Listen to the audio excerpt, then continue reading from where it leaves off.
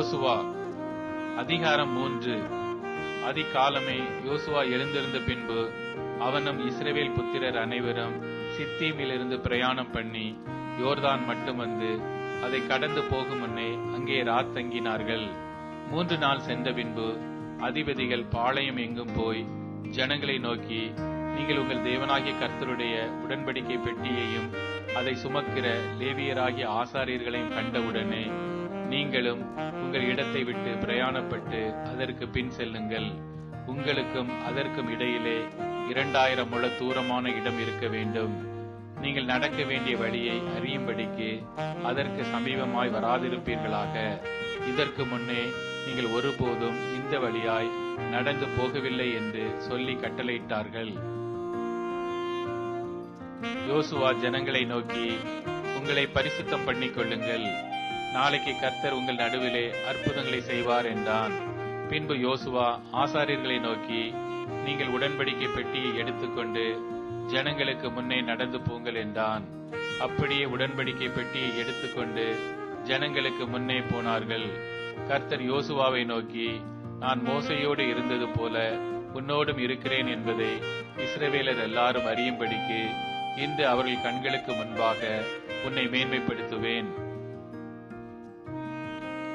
உடன்படிக்கை பெட்டியை சுமக்கிற ஆசாரியரை பார்த்து, நீங்கள் யோர்தான் தண்ணீர் ஓரத்தில் சேரும் போது யோர்தானில் நில்லுங்கள் என்று நீ கட்டளையிடுவாயாக என்றார். யோசுவா இஸ்ரவேல் புத்திரரை நோக்கி, நீங்கள் இங்கே சேர்ந்து உங்கள் தேவனாகிய கர்த்தருடைய வார்த்தைகளை கேளுங்கள் என்றான். பின்பு யோசுவா, ஜீவனுள்ள தேவன் உங்கள் நடுவிலே இருக்கிறார் என்பதையும், அவர் கானானியரையும் ஏத்தியரையும் ஏவியரையும் பெரிசியரையும் கிர்காசியரையும் எமோரியரையும் எபூசியரையும் உங்களுக்கு முன்பாக துரத்தி விடுவார் என்பதையும் நீங்கள் அறிந்து கொள்வதற்கு அடையாளமாக, இதோ சர்வ பூமிக்கும் ஆண்டவராய் இருக்கிறவருடைய உடன்படிக்கை பெட்டி உங்களுக்கு முன்னே யோர்தானிலே போகிறது. இப்பொழுதும் இஸ்ரவேல் கோத்திரங்களிலே 12 பேரை ஒவ்வொரு கோத்திரத்துக்கு ஒவ்வொருவராக பிரித்தெடுங்கள்.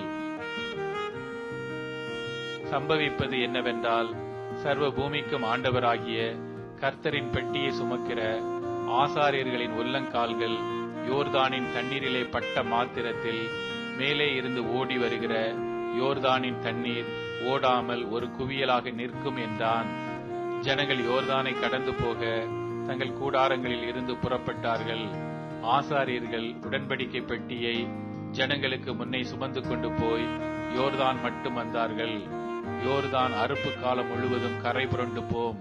பெட்டியை சுமக்கிற ஆசாரியர்களின் கால்கள் தண்ணீரின் ஓரத்தில் பட்டவுடனே மேலே இருந்து ஓடி வருகிற தண்ணீர் நின்று சார்தானுக்கு அடுத்த ஆதாம் ஊர் வரைக்கும் ஒரு குவியலாக குவிந்தது. உப்பு கடல் என்னும் சமனான வெளியின் கடலுக்கு ஓடி வருகிற தண்ணீர் பிரிந்து ஓடிற்று. அப்பொழுது ஜனங்கள் எரிகோவுக்கு எதிரே கடந்து போனார்கள். சகல ஜனங்களும் யோர்தானை கடந்து தீரும் அளவும் கர்த்தருடைய உடன்படிக்கை பெட்டியை சுமக்கிற ஆசாரியர்கள் யோர்தானின் நடுவிலே தண்ணீர் இல்லாத தரையில் காலூன்றி நிற்கும் போது இஸ்ரவேலர் எல்லாரும் தண்ணீரற்ற உலர்ந்த தரை வழியாய் கடந்து போனார்கள்.